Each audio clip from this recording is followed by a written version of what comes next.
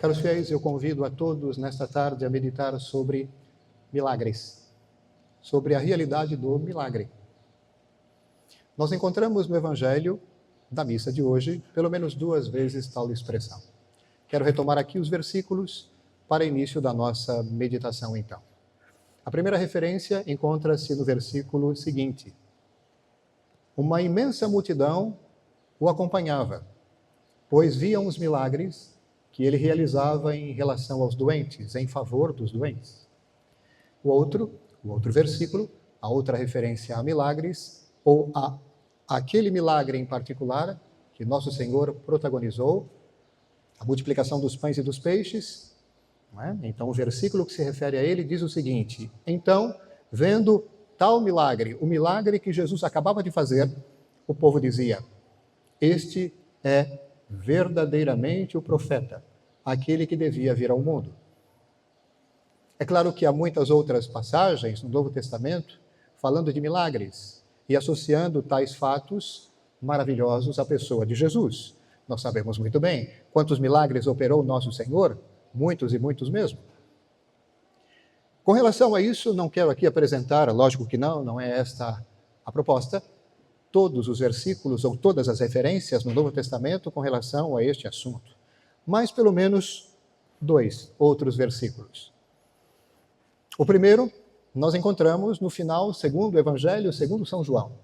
Nós encontramos no final do Evangelho segundo São João, que diz assim: muitas outras coisas, muitos outros sinais fez nosso Senhor Jesus Cristo que não estão escritos aqui nesses livros, neste livro, mas estes foram escritos para que creiais e crendo tenhais a vida no nome de Jesus. Muitos outros sinais fez Jesus, alguns só foram escolhidos por Deus. O que está ali escrito, de maneira inerrante, é inspiração de Deus, e Deus então inspirou o autor sagrado a colocar aqueles sinais. Em meio a tantos, aqueles sinais. E a finalidade da apresentação de tais sinais, e claro, dentre eles, tais sinais miraculosos, é justamente de suscitar a fé. Estes foram escritos para que vocês tenham fé, para que creiam, e crendo tenham a vida em nome de Jesus. Um outro versículo interessante nesse sentido é o seguinte: nosso Senhor, ele diz: os sinais que eu faço, falando dos milagres, vós os fareis também, e fareis coisas maiores. E quando, sejamos sinceros, caros fiéis, nós olhamos a vida dos santos, consideramos a vida dos santos, e encontramos ali muitos e muitos e muitos milagres maravilhosos, nós entendemos o que significa a aplicação prática desta palavra, a concretização dessa palavra, o cumprimento desta profecia. Muito bem, tendo falado algo sobre o milagre no Novo Testamento, eu gostaria de levar adiante a nossa meditação perguntando o seguinte: mas o que significa, no final das contas, milagre? De onde vem essa palavra? A palavra milagre vem da expressão latina mirare, que significa admirar-se. Claro, nem tudo, não é, que a gente admira é obviamente um milagre. Imaginem, por exemplo, uma criança que está aprendendo tantas coisas e que é capaz de maravilhar-se com aquilo que aprende, aquilo que para nós é corriqueiro, que já sabemos há muito tempo. A criança, quando aprende, maravilha-se. Não estamos falando dessas causas naturais de surpresa, de admiração. Estamos falando de algo que vem de Deus. Estamos falando de algo sobrenatural. Sim, o milagre é algo sobrenatural. Não diz respeito nem à nossa natureza humana e nem à natureza do universo material criado. Aproveito então a ocasião para lembrar para nós o que significa sobrenatural na nossa existência com relação a nós. Ora, o sobrenatural é aquilo que não pertence, vamos começar por nós, seres humanos. O sobrenatural é aquilo que não pertence à nossa natureza, que não é efeito da nossa natureza, que não é fruto da nossa natureza, que não é desdobramento natural da nossa natureza, que na verdade está acima dela, sobre a nossa natureza sobrenatural. Ora, qual que é a primeira realidade? Me desculpem a utilização da expressão realidade neste momento, mas para que entendamos. Qual é a primeira e a maior realidade sobrenatural que há? O próprio Deus. Deus é Deus e nós somos suas criaturas, filhos e filhas bem-amados, mas Deus é Deus e nós não somos, por natureza, Deus, embora chamados a participar da natureza divina. Ora, Deus é a primeira realidade sobrenatural. A graça de Deus é também sobrenatural, toda ela. E assim por diante. Ora, os milagres são fatos sobrenaturais, operados por Deus. Porque sim, há fatos sobrenaturais que, na verdade, tecnicamente chamamos de preternaturais, produzidos, por exemplo, por anjos, bons ou maus. Há prodígios operados, por exemplo, pelos demônios, lembrando que o ser angélico, ele tem capacidade de agir, de incidir sobre a matéria e de produzir coisas que podem até nos impressionar. Esses fatos preternaturais, ora, não são milagres, são certos prodígios que muitas vezes até podem nos enganar. Quantas pessoas, de maneira incauta, têm entrado no jogo do demônio por conta de prodígios que ele opera e nós achamos aquilo maravilhoso, então entramos no seu jogo. Não estamos falando disso. Milagre é algo operado por Deus, absolutamente sobrenatural, que está acima não só da natureza humana, mas de toda a natureza criada.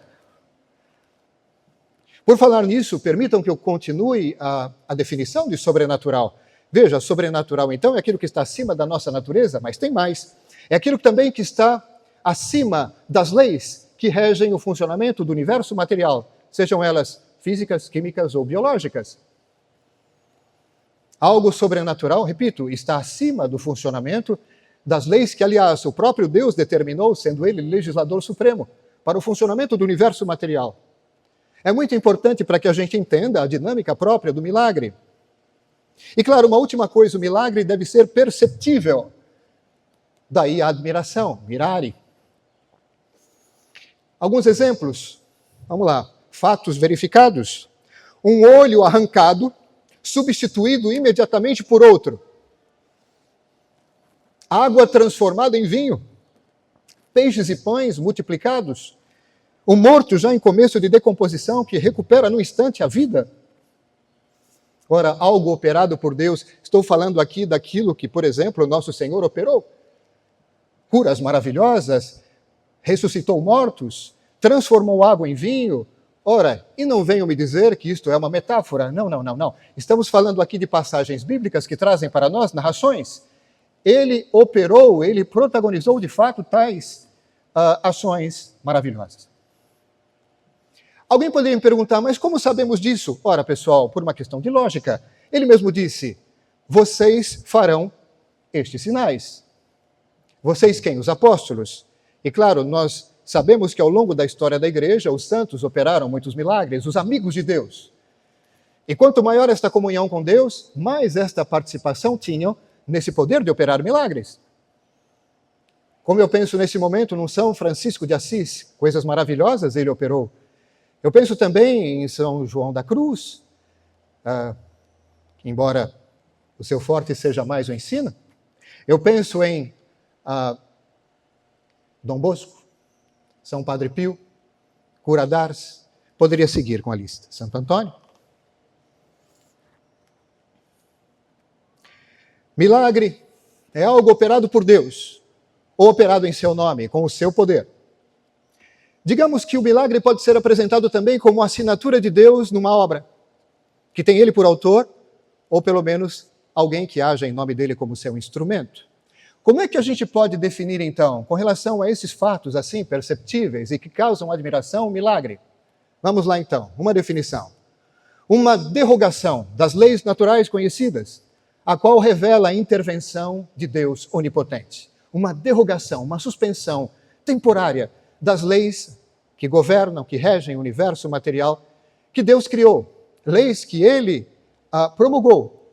Ora, ele tem poder sobre tudo isso. E ele pode derrogar quando ele acha que deve, por razões que ele conhece desde toda a eternidade, tais leis para mostrar aos homens, por exemplo, me perdoem, para lembrar que ele existe e para lembrar que ele age.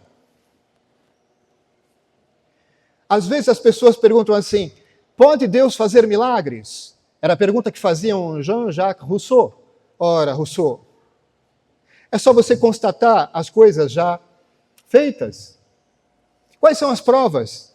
Onde há evidência, não há necessidade de provas. Os milagres são evidentes quando nós consideramos, por exemplo, os milagres em centenas e milhares, as centenas e milhares. Ora, basta considerar, por exemplo, aqueles que foram testemunhas e que afirmam a existência de maneira fidedigna de tais milagres. Daqui a pouco eu quero falar sobre isso.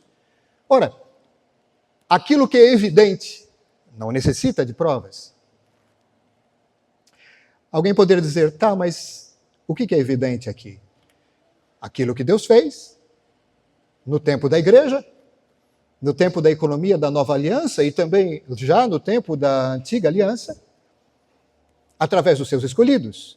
Deixa eu trazer a coisa para o tempo da igreja, deixa eu falar do meu amigo, aquele santo por quem eu tenho, juntamente com outros, uma particular devoção, São João Bosco, Dom Bosco. Dom Bosco, pelo poder de Deus, também ressuscitou alguém. E também, pelo poder de Deus, multiplicou pães. Ou pelo menos foi instrumento de tal multiplicação. Ora, se os discípulos fazem, com muito mais razão faz o mestre. Basta considerar os fatos concretos, e muitas vezes tão próximos a nós. São Padre Pio, que faleceu um ano antes do meu nascimento, praticamente somos contemporâneos, entendam. Quantos gestos maravilhosos operados por ele tão perto de nós, aos montes, e quantos testemunhos, e o milagre do sol em Fátima, em 1917. Me lembro, por exemplo, da exclamação de um homem que dizia, se eu não fosse católico nessa hora, teria me tornado instantaneamente depois daquilo que eu vi. Milhares de pessoas testemunhando isso num raio de quilômetros, o mesmo fato sobrenatural, extraordinário, miraculoso, o milagre do sol, pesquisem isso, por favor, tão pouco falado e tão maravilhoso, o milagre do sol em Fátima. Quantos fatos maravilhosos dos quais não temos conhecimento, e que pena. E sabem por quê? Porque, de fato, há pessoas que não gostam disso. Há pessoas que não gostam disso porque isso nos faz pensar em Deus, nos faz pensar que, de fato, Ele existe, que Ele age. E tem gente que não quer que pensemos assim.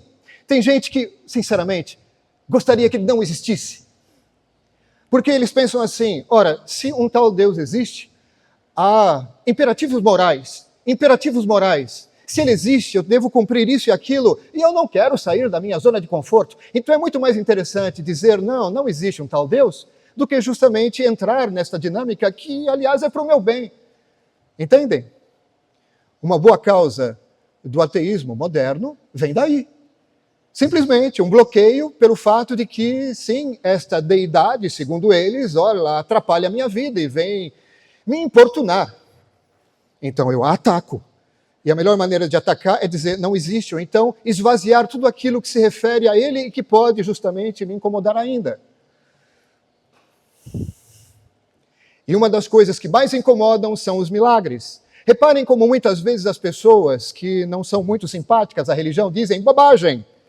Isso é uma coisa pueril, conto de fadas. Ora, até poderia ser se não houvesse constatação, se não fossem coisas concretas, se não houvesse justamente quem testemunhasse de maneira fiel e transmitisse o fato de forma fidedigna. Alguém poderia dizer, sim, mas isso é tão contrário à ciência. À ciência.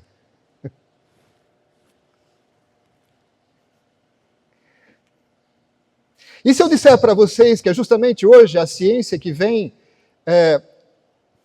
analisando tais fatos, ou pelo menos alguns deles, apresentar para nós coisas maravilhosas e confirmar o caráter sobrenatural de tais fatos? Cito, por exemplo, Guadalupe e Lanciano. Lanciano, aquele milagre eucarístico que eu considero pelo menos, se não o maior dos maiores. Algo acontecido há 14 séculos atrás. Ora, o que aconteceu? Durante a missa, a hóstia se tornou de verdade carne, e o vinho se transformou em sangue. É claro que houve a transubstanciação.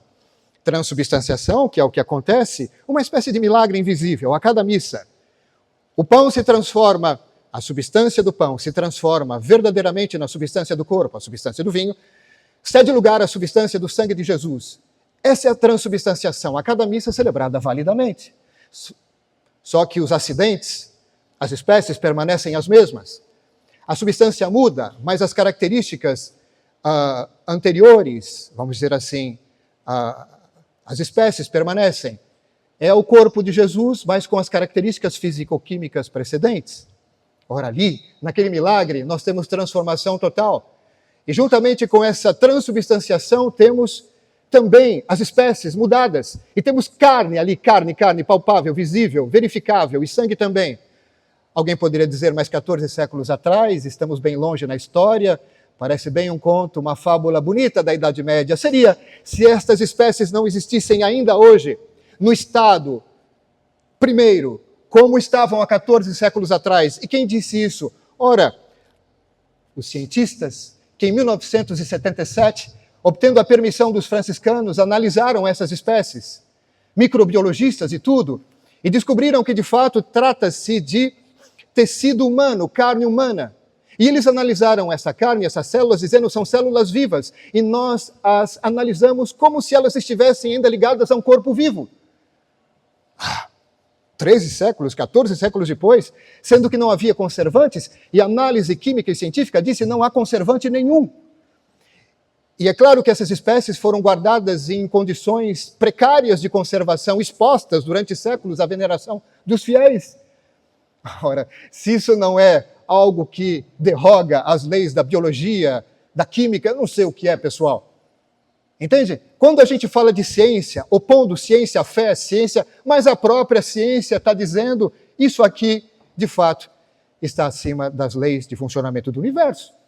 Portanto, a ciência afirma o caráter sobrenatural da coisa. É assim, por exemplo, que em Lourdes, os milagres são reconhecidos. Uma equipe de cientistas que analisam um a um, para que eles digam, de fato, é um fato sobrenatural. Ou seja, está acima das leis de funcionamento do universo. Ah, mas o que nós não explicamos hoje, nós vamos explicar mais tarde. Posso dizer uma coisinha? Aqui é o Padre Maurício dizendo. Eu percebo que a ciência humana está razoavelmente avançada.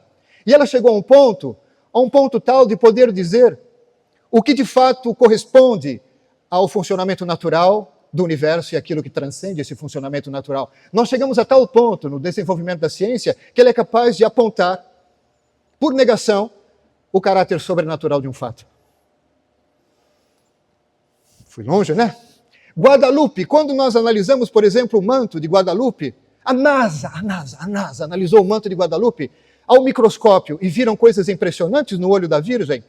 O que você acha, por exemplo, de uma figura impressa num tecido de material vegetal que deveria ter sido extinto há séculos atrás e que permanece? A tilda.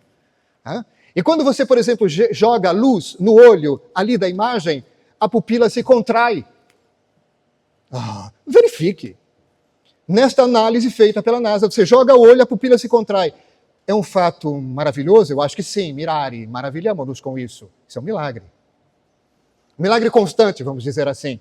Não venham com essa de dizer que a ciência se opõe. Não se opõe, não. Ciência feita corretamente, ela só pode confirmar aquilo que é, enfim, algo certo, que vem de Deus. Lembrando que a ciência só é possível porque nós utilizamos bem aquilo que vem de Deus. O que é a ciência natural se não a análise daquilo que Deus criou? E o que é a ciência se não a utilização da inteligência que Deus criou para que a gente analise aquilo que Deus criou? Ora, tudo vem de Deus, não pode haver oposição entre uma coisa e outra. Quando nós temos o verdadeiro conhecimento da fé e fazemos boa ciência, não tem contradição. Mas vamos lá, deixa eu voltar a Dom Bosco, para que a gente então fale de uma coisa mais palpável. Próxima a nós, final do século XIX. Dom Bosco então ressuscita um menino. Vamos lá, como é que aconteceu? Ele estava longe, ausente de Turim, por um compromisso, não sei qual, e o menino estava enfermo no seu oratório, o menino do seu oratório. A enfermidade grave, tão grave que ele vem a falecer durante a sua ausência. Chegando, ele toma conhecimento do fato e vai à casa do menino, de sua família, e ali os familiares estavam mesmo enfurecidos e disseram, o senhor chega agora? Esperávamos o senhor antes, o senhor chega agora, tarde assim? E aí Dom Bosco, parafraseando nosso Senhor, no Evangelho, ele diz, calma, ele está apenas dormindo. Eles não entenderam essa paráfrase, e simplesmente acharam que aquilo fosse uma piada de mau gosto, e ficaram mais enfurecidos ainda com Dom Bosco. Mas permitiram que ele entrasse para fazer uma oração, e foi isso que aconteceu. Ele foi então um menino que estava envolto na mortalha, bem costurada, segundo o costume da Itália do Norte, do século XIX, final da segunda metade do século XIX. E aí então ele se coloca em oração, e inspiradamente ele entende que deve dizer o nome daquele menino. Não sei se Carlo, vamos dizer que fosse Carlo, não o nosso querido Carlo Acutis, é claro que não, é um outro Carlo. E diz assim, Carlo, e, segundo testemunhas fidedignas, quem traz esse fato, aliás, antes que eu continue, é uma das biografias mais autorizadas de Dom Bosco, que contém, inclusive, documentos que compõem a positio para a causa de beatificação e de canonização do santo, junto à Santa Sé. Devo dizer para os senhores, aqui, senhoras, devo dizer que, quando você tem algo na positio, você tem, então, documentos oficiais, muitos deles apresentados sob juramento solene. Então, veja, estamos falando aqui não de um diz-que-me diz-que, mas de algo que foi testemunhado de maneira solene. Então, eu vou continuar. No que ele disse, então, o nome do menino, o menino estremece dentro da mortalha. Claro que o pessoal fica um pouco assustado. E ele então diz, me ajudem aqui. Eles estão paralisados, me ajudem aqui a rasgar a mortalha. Então, abrindo ali aquele tecido, rasgando o tecido, encontramos o menino com os olhos esbugalhados, mantendo algumas características da morte, cor e temperatura, mas os olhos abertos, assustado, perguntando o que está acontecendo.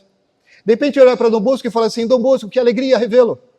Acabei de ter um pesadelo terrível, parecia tão real. Eu sonhava com monstros que estavam me perseguindo até um abismo, quase caio neles, quando de repente uma mulher brilhante, poderosa, belíssima, se interpõe e diz, parem, ele ainda não está julgado. E eles pararam. Aí eu acordei e o senhor está aqui. Nessa hora, os parentes tudo assim. Dom Bosco diz, eu vou te explicar o que aconteceu. E aí o menino então entende o que aconteceu. Ele fala, Dom Bosco, justamente, eu fiz uma confissão mal feita. Não sei se por falta de arrependimento, de algum pecado grave, ou por omissão culpável. Omissão culpável na confissão é quando você sabe que tem que confessar um pecado mortal e não confessa, e omite sabendo, lembrando, entendeu? Uma omissão dessa não só invalida a confissão, já disse aqui, mas faz com que a pessoa cometa um sacrilégio. Uma confissão mal feita, assim, ele morre nesse estado, morre em estado de pecado mortal, é inferno, né? Então Dom Bosco explica para ele, e o menino fala, então, eu poderia me confessar agora? Dom Bosco fala, estou aqui. Pede que todos saiam, faz aquela confissão, imagina, aquela confissão, como se deve, manda voltar todo mundo e diz assim para o menino, agora você está na graça de Deus. O menino pergunta, você tem certeza? Tenho certeza moral de que você está na graça de Deus. Você quer ir ou quer ficar? O senhor tem certeza que eu estou na graça? Agora não se esqueçam, caros fiéis, aqueles meninos eram muito bem formados no oratório. O exemplo disso é o que nós chamamos de pequeno gigante. São Domingos Sávio, que morto há 14, 15 anos, tinha por leitmotiv a seguinte frase, antes morrer do que pecar. Aqueles meninos sabiam muito bem colocar as coisas nos seus devidos lugares e onde estavam os verdadeiros tesouros. O menino simplesmente não titubeou. Estou na graça, então eu prefiro ir. Lembrando, por exemplo, aquilo que Blanche de Castilla dizia com relação a São Luís. Jovenzinho, prefiro ver meu filho morto cedo na graça do que deambular por aí na vida, tendo uma vida longa em estado de pecado mortal, correndo o risco de ir para o inferno. A mãe dizia, prefiro vê-lo ir embora cedo na graça do que vê-lo, por exemplo, se perder numa vida mais longa. Entendem, caros fiéis, estamos falando aqui de uma lógica, a lógica dos santos, a lógica de nosso Senhor Jesus Cristo, tão estranha ao pensamento do mundo, que tem invadido nossos corações e mentes. Por isso essa estranheza, muitas vezes, quando eu digo uma coisa assim, você fala, nossa. Mas para aquele menino, estou na graça, bora, vou para o melhor, vou para aquilo que é seguro. Não quero continuar aqui, em meio a tantos riscos. Tenho a certeza, bora, vamos lá. Não tinha medo da morte, de fato, aquele menino, e garanto que os meninos ali no geral, no seu oratório, não tinham medo da morte, sendo bem preparados para ela, como nos ensinava Dom Bosco e um Santo Afonso de Ligório. A preparação para a boa morte, não é? Eu estou exigindo um pouquinho da paciência de vocês, mas eu acho que vale a pena. Um último fato, ligado a Dom Bosco. Isso tem a ver com o evangelho de hoje. Ele estava no oratório, um dia à tarde, momento do recreio, lanche ou merenda, como queiram chamar, não sei, depende. E era o momento de entregar os pães. Uma cesta, entrega os pães. Chega o clérigo, o responsável, e fala assim: Dom Bosco, temos um problema. Faltam pães. Já entenderam, né? Faltam pães. O que Dom Bosco faz? Ele diz: vá à padaria comprar. O clérigo diz: só que o padeiro diz que a gente só pode comprar lá se a gente saldar a dívida que ainda existe lá. Como estava meio sem dinheiro, bom, faz o seguinte, distribui o que temos. Quantos temos? Uns 10, 9, 10. Vamos distribuir. Eu vou distribuir. Dom Bosco, então, se coloca... Está tudo ali na sua biografia autorizada e bem provavelmente na posição. Ele, então, faz aquela oração e vai. Detalhe, parênteses, tinha um garoto lá que viu tudo isso. A coisa estava meio entre só Dom Bosco e o clérigo, mas um garoto viu. Ele presenciou o diálogo. Detalhe, esse garoto tinha muito má vontade com relação ao oratório. E ele estava pronto para ir embora. Sua mãe estava no portão, porque ele escrevera para sua mãe dizendo: mãe, vem me buscar que isso aqui é chato demais. É muita coisa de Deus, é muito santo, santo, santo. Vem me buscar que está chato. A mãe foi. Aí então, antes de ir embora, ele falou assim: mamãe, segura um pouquinho aqui, eu vou ver uma coisinha ali, eu vou me divertir um pouco, quero ver Dom Bosco em maus lençóis. Depois a gente vai embora. Então ele fica lá, só assim, atento. De repente, Dom Bosco, como quem não quer nada, vai e começa a distribuição. E ninguém sabendo. E dá 1, 2, 3, 4, 5, 6, 9, 10, 11, 12, 15, 20, 30, 40, até os 180, 190, 200 garotos. E como se nada tivesse acontecendo, volta tranquilo com um cestinho, deposita lá onde estava. O menino não aguentou. Viu que todo mundo foi embora, foi ao cesto e olhou os mesmos 9 ou 10 do início. O menino foi correndo ao portão e falou: mãe, pode ir embora. Eu vou ficar. Está ficando emocionante demais isso aqui. A pequena anedota faz parte da narração do fato. Então vejam, Nosso Senhor, ele diz: os sinais que eu realizo, vocês vão realizar. E quando eu olho, que falta faz conhecer a vida dos santos, que falta faz, por exemplo, conhecer esses fatos maravilhosos realmente acontecidos na vida deles. Como isso nos ajuda a seguir em frente e a abrir de fato o coração e a mente para a fé e a vida em Deus. Pode crer. Quantos fatos? Para encerrar. Esse milagre aqui hoje em particular, qual o propósito dele? É claro, o propósito de todo e qualquer milagre, nos ajudar a ter a fé. É claro que não é um milagre que produz a fé. A fé é aquele dom sobrenatural que Deus coloca na nossa alma para que a gente dê total e incondicional adesão da inteligência e da vontade também, que se associa a ela, a toda a revelação de Deus, a toda e cada uma das verdades reveladas por Deus e propostas a crer pela Igreja de Cristo, que é a Igreja Católica. Estou falando de dogmas revelados aqui. Essa é a finalidade geral dos milagres, mas esse aqui, por exemplo, tinha uma finalidade específica segundo Santo Afonso de Ligório. Segundo ele, o propósito do milagre da multiplicação dos pães, além da finalidade geral que eu acabei de indicar aqui, era provar a presença verdadeira de Jesus na Eucaristia. E aqui Santo Afonso. E ainda, diz o mesmo santo, ser uma figura da mesa eucarística. E o santo, quando ele faz o seu sermão, vejam, eu fui buscar no sermão do santo para o dia de hoje, o 4º domingo da Quaresma. Existe um sermão de Santo Afonso para o 4º domingo e lá ele fala disso. Então eu estou pegando dali, tá bem? Não é nenhuma invenção minha. Eu estou simplesmente aproveitando essa informação preciosa do santo nessa mesma ocasião que estamos vivendo hoje. Ele diz assim: aquela multidão afamada, faminta, me faz pensar numa outra multidão, muito mais numerosa e incomparavelmente mais faminta do seu alimento espiritual. E ele está falando das almas no purgatório. Nossa, como é que ele coloca as almas do purgatório aí? Sim, porque tem tudo a ver. É uma multidão afamada, anseiam pelo momento em que terão a visão beatífica. Ainda não têm o acesso à glória, têm a certeza da salvação, morreram na amizade com Deus, não estão completamente purificados, anseiam muito por entrar na glória.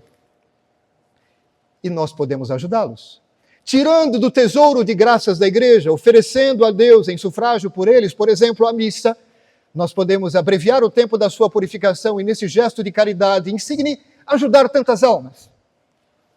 É isso que diz o santo, podemos vir em auxílio, lembrando aquilo que Nosso Senhor disse dá-lhes vós mesmos de comer. É claro que ele opera primeiro o milagre. Ele opera o milagre, ele garante justamente a abundância de bens e depois conta conosco como instrumentos para fazer o bem com ele, em comunhão com ele. Então, Santo Afonso, queria só lembrar isso aqui, que ele diz nessa ocasião, há uma multidão afamada que só espera o nosso auxílio, que nós ofereçamos tantas coisas boas em sufrágio por elas, em primeiro lugar a Santa Missa. Oferecer a missa, a intenção da missa e também oferecer as nossas comunhões em sufrágio por elas. Os tesouros divinos da Santa Missa. A ela faz referência este milagre maravilhoso realmente acontecido. Lembro mais uma vez, se Dom Bosco fez, com muito mais razão fez Jesus. Que Nossa Senhora do Rosário nos auxilie sempre, caros fiéis. Louvado seja nosso Senhor Jesus Cristo.